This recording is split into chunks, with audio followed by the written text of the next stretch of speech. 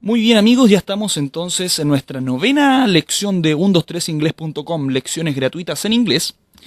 Y ahora vamos a estudiar el tiempo pasado del verb to be, es decir, el tiempo pasado de ser o estar.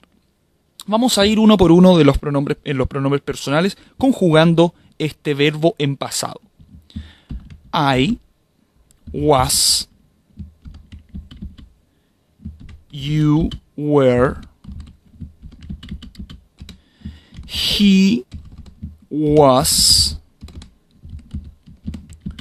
she was, it was, we were, you were y they were. Vamos viendo qué significa. Yo era o estaba, tú eras o estabas, él era o estaba, ella era o estaba. Acuérdense que este es el neutro, ¿sí? Por lo tanto es era o estaba. Nosotros éramos o estábamos, ustedes eran o estaban, y ellos eran o estaban. Vamos a ir entonces haciendo distintas oraciones. I was in Santiago. Aquí estoy diciendo yo estaba en Santiago. Estamos ocupando en este caso, por el contexto de la oración, el significado estar. Recuerden que el verbo to be tiene dos significados, ser o estar. En este caso estamos ocupando el significado estar. Yo estaba en Santiago. I was in Santiago. You were a student. Tú eras un estudiante o una estudiante, dependiendo del contexto a quien se le esté hablando.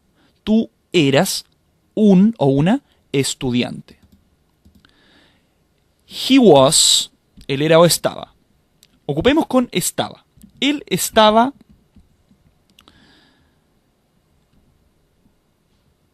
in my house. Él estaba en mi casa. Ahora, si yo quiero con el era, él era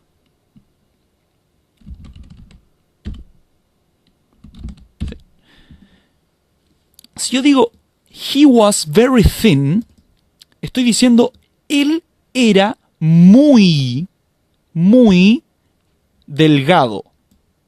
O si yo digo fat, que es otro adjetivo, estoy diciendo él era muy gordo. Él era muy gordo. She was very beautiful. She was very beautiful. Ella era muy bella. It was my cat. Era mi gato. Y le pongo el signo de exclamación. It was my cat. Era mi gato. Era mi gato. ¿Ven que no tiene una traducción? Era mi gato. Y el it me está diciendo inmediatamente que estoy hablando respecto de un animal. We were good friends. Nosotros éramos buenos amigos.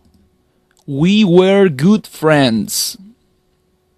Ahora, si yo quiero ocupar no con el éramos, sino con el estábamos, puedo decir we were in Buenos Aires. Nosotros estábamos o estuvimos en Buenos Aires. We were in Buenos Aires. You, de ustedes o vosotros. You were in my English class. Ustedes estaban en mi clase de inglés. You were in my English class. Si lo traducimos literalmente es ustedes estaban en mi inglés clase. Pero así no es como se entiende, sino que se entiende ustedes estaban en mi clase de inglés. Y finalmente con el ellos o ellas. They were happy. ¿Qué significa happy? Feliz, felices. Ellos estaban felices. Ellos estaban felices. Ahora, si el were lo queremos ocupar con el, no con el estaban, sino con el eran, entonces queda ellos eran, they were, ellos eran bad students. Ellos eran malos estudiantes. Es muy simple y además fíjense, amigas y amigos, en lo tremendamente simple que es el inglés, porque para conjugar todo un verbo en pasado, que es el verb to be, fíjense que solo ocupamos el was y el were. Y va a depender entonces de el pronombre que estemos ocupando. I was, you were, he was, she was, it was, we were, you were y finalmente they were. En cambio, en el castellano, yo estaba, yo era, tú estabas, él era, estábamos, éramos, ellos eran, estaban. Son muchas más que en el inglés. Por lo tanto, el inglés es mucho más simple de aprender. Con esto ya hemos aprendido, por lo tanto, el verbo en pasado del verb to be. A continuación, en la próxima lección, vamos a aprender el tiempo futuro.